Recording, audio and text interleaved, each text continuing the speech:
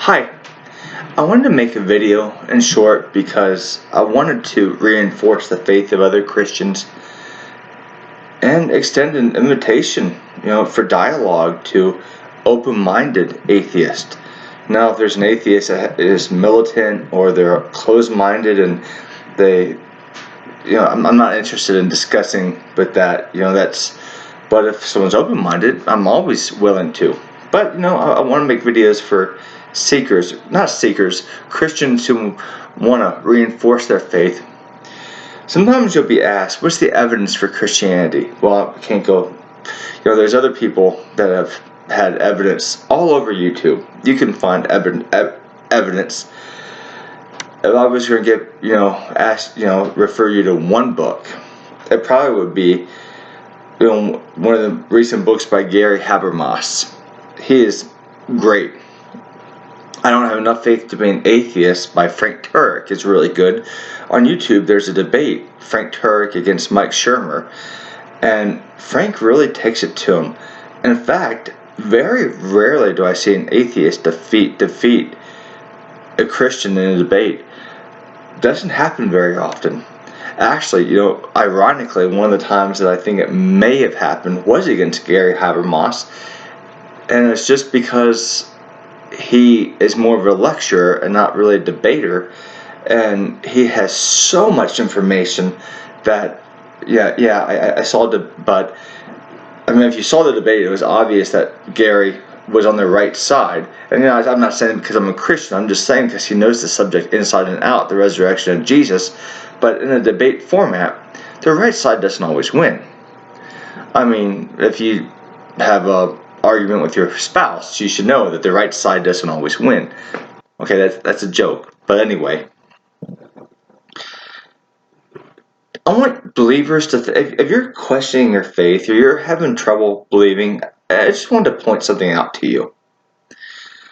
Textual critics, New Testament scholars, most New Testament scholars, most textual critics of the New Testament, the people that go into the Greek, that go into the early manuscripts of the Hebrew and the Greek, and they get the early documents, most of them are all Christians. There's a couple that aren't, but for the most part, they're Christians. The people that know this material the best are Christians. And one of the reasons why is because, and even educated atheists, most of them will even admit this, that the Apostle Paul really did write most of the books attributed to him in the Bible. The Apostle Paul really did write those books. And the Apostle Paul's letters, they have been examined by psychiatrists, by psychologists,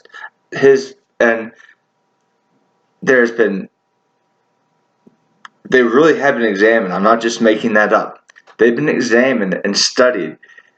And a psychologist reading and looking for things in Paul, they found that possibly he might have OCD tendencies.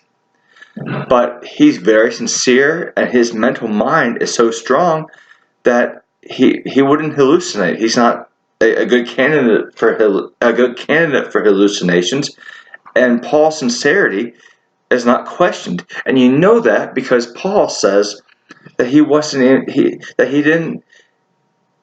didn't really regret, not regret, but he didn't blame himself for killing Christians. Now that's a key part.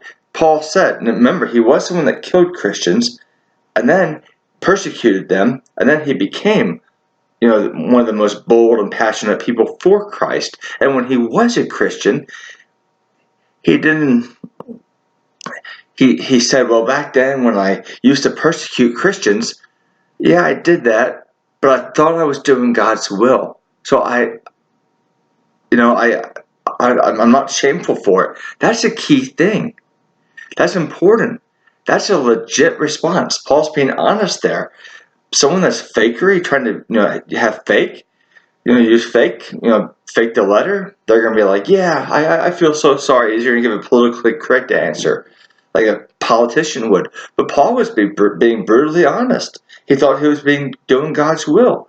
So no, he wasn't shameful. He didn't feel guilty for killing or persecuting Christians because he thought he was doing the right thing. Now, the Apostle Paul, this is what I'm getting at, and I'm sorry it took me 5 minutes to get here. The Apostle Paul, someone that we can respect his testimony. We know for a fact that the Apostle Paul wrote the book of Romans, wrote 1st and 2nd Corinthians, wrote Ephesians, wrote Philippians, and wrote 1st and 2nd Timothy. Certain other books are debatable, but those are books, and Philemon. We know he wrote those books. The Apostle Paul claims that he had an encounter with the resurrected Jesus Christ. And the Apostle Paul went from being the person commissioned to persecute the Christians to being the one that was stoned multiple times, shipwrecked, flogged multiple times, punished, killed for his faith, because he believed in Jesus Christ and he would not stop proclaiming the good news of Jesus Christ. Paul would not have that 180-degree turn in his life, and we can document that as a documented proof. If you know how history works, Paul really did have that 180 document turn. What would make someone do that? Well, a sincere encounter with Jesus Christ. He really did encounter the resurrected Jesus. That's evidence.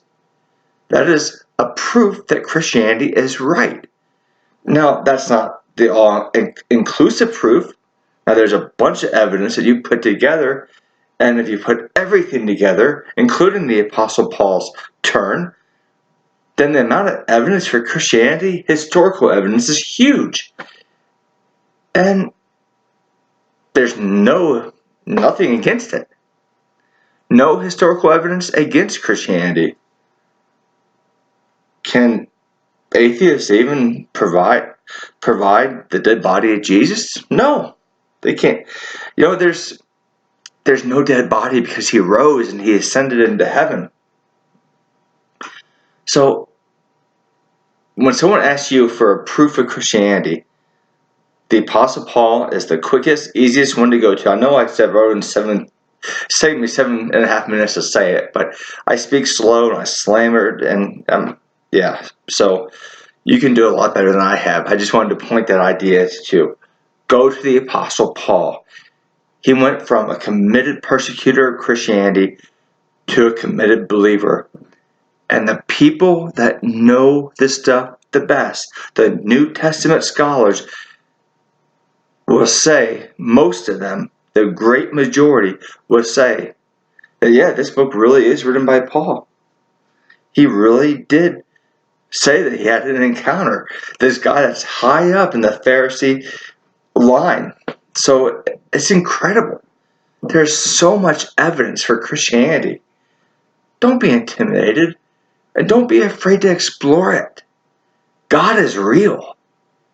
God is real. Thank you.